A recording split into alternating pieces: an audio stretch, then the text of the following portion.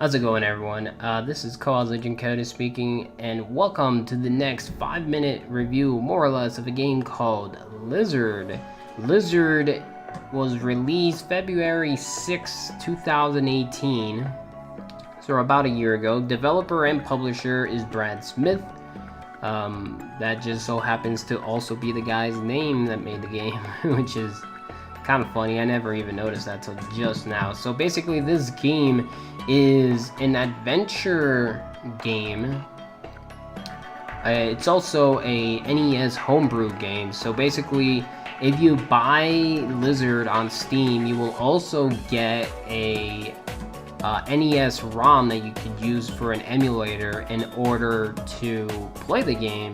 So if you want to play it on your NES instead of on Steam, you can. I can confirm, since this is a game that I have done multiple speedruns of, that you're better off playing the game on an NES emulator because it actually runs a little bit faster. When it comes to me saying that, it won't really matter for anyone that doesn't care, and if you're not in a speedrun type of thinking, I guess you can say. Mainly because the only reason it runs faster is when it loads one screen to another, it'll actually load just a wee bit faster. And if you play the game, I think it was for 20 minutes, you'll end up losing like 10-15 seconds total. So basically, the game, you can run around as a lizard. The lizard has quote-unquote different power-ups. So you start as a dark green lizard, I guess. And he is the Lizard of Knowledge. And there are, I think, 6 other lizards that you can go ahead and find, like the Lizard of Stone, the Lizard of Surf, and stuff like that. So there's power-ups like Stone Lizard, Surf Lizard, Fire Lizard, and whatnot. There are special lizards that you can find. I think there's 3 special lizards that you can find. And the game, it has a ton, and I do mean a ton of content in it. So the Steam game, I actually ended up putting in 67 hours, but again, that's because of speedrunning the game. The game in general will most likely end up taking you about 10 hours casually. So the game itself has a lot of things that you can find. There are little stones that you can only read with the Lizard of Knowledge, with the Lizard of Knowledge, and that will give you a section of a story. A story that I personally never figured out, even though I read every single one of them. It felt like I was missing something. There are, I believe, 126 coins or 116, something like that. So there are coins that you can collect that at the end of it all, you would be able to collect a special lizard that you can only get collecting all of the coins. In order to beat the game, you need to beat, let's say, 6 bosses in order to reach the 7th boss, and then from there you can choose a good or a bad ending. So there is a ton to this game. There are a lot of different ways you can actually end up speedrunning it. So you can just do the any percent, which is go kill all the bosses, go get the good or bad ending, and then done.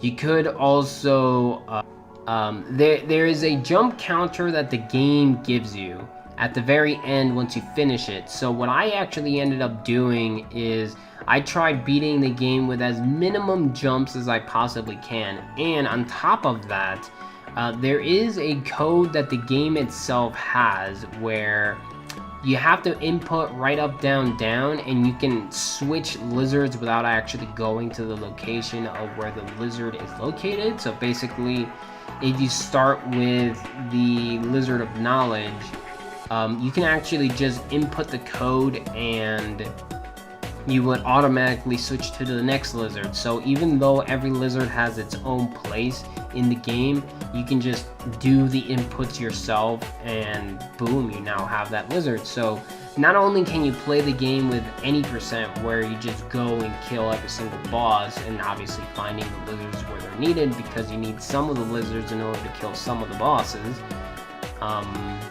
You can also do it with inputting the code, so it's technically called any percent RUD. So if I manage to beat the game with minimum jumps, it's the same thing. I can do minimum jumps but with the code and see how much lower I can get those jumps to be. The location where you go to collect the coins, it's a pig, and the pig's name is Zigmund. So you can have another run where you can go and collect the coins the way the game is intended, or with the code. So for reference, the collecting the coins the way it was intended took me about 45 minutes, but if you do it with the code, it actually only takes about 39 minutes. So there you can see like a 6-minute difference of how much faster you can do things. And when it comes to just regular any percent, the regular any percent is about 19 minutes versus 15 minutes with the code. So there you can basically tell, like, all of these runs will lead you about 3 to 6 minutes faster with and without the code. So so many different ways that you can actually end up playing the game is it's just so much fun. And again, because it's a NES homebrew game, it's actually super fun to just run around, I guess you can say, back in those times, and you know, trying to figure out how to beat a game as fast as you possibly can. Because before I came into this game, the NA percent was a little bit higher than 19 minutes, I want to say. And then when I came into this game, the game actually ended up going down about 30 seconds, which is a ton when it comes to an NES games. So believe it or not, like, the game just has so much content beyond just the 10 hours of regular playthrough that the game will end up giving you. I want to say, if you end up collecting all of the coins without even having to read all of the stones that you can get from the game, will actually lead you about 15-hour clear time.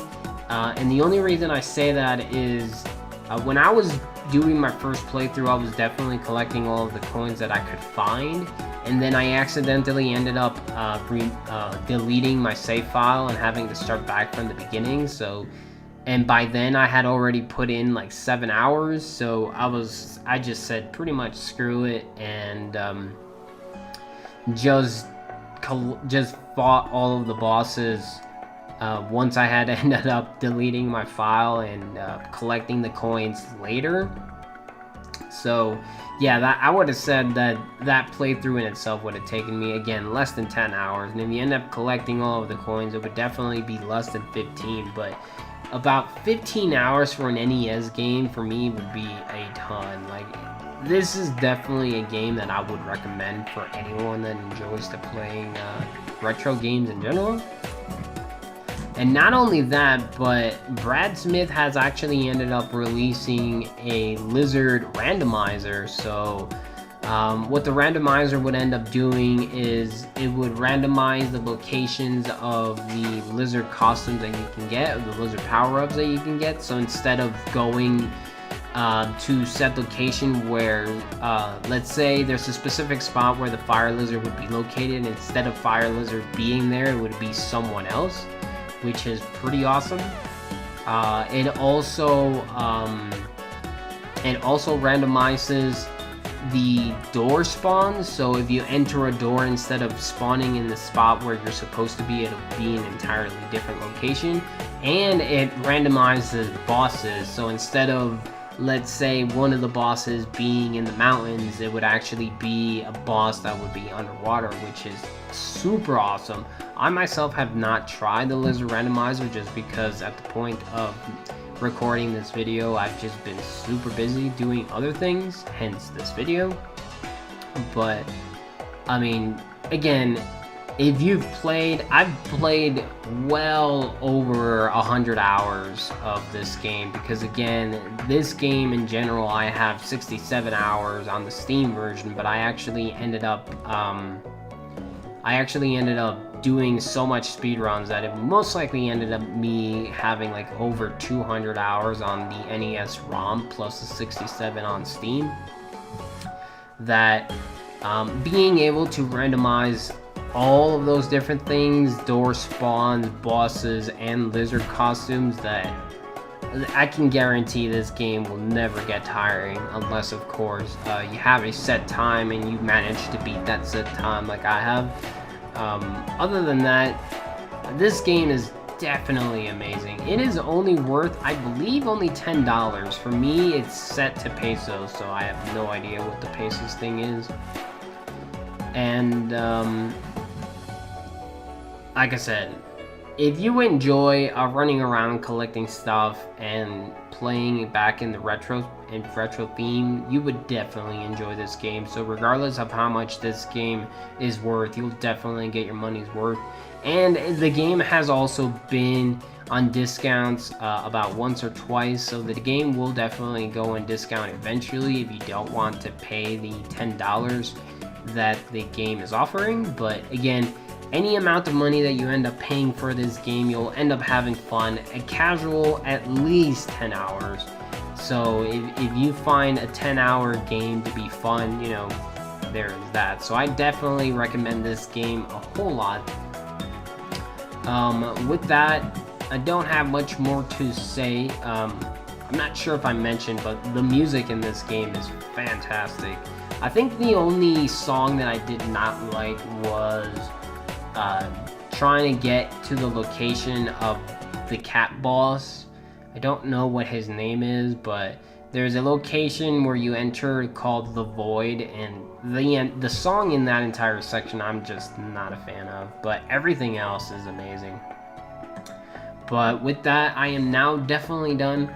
Hope this review helped you in whether you would, want to find out whether you're going to enjoy it or not. And hope to see you on the next one, and take care.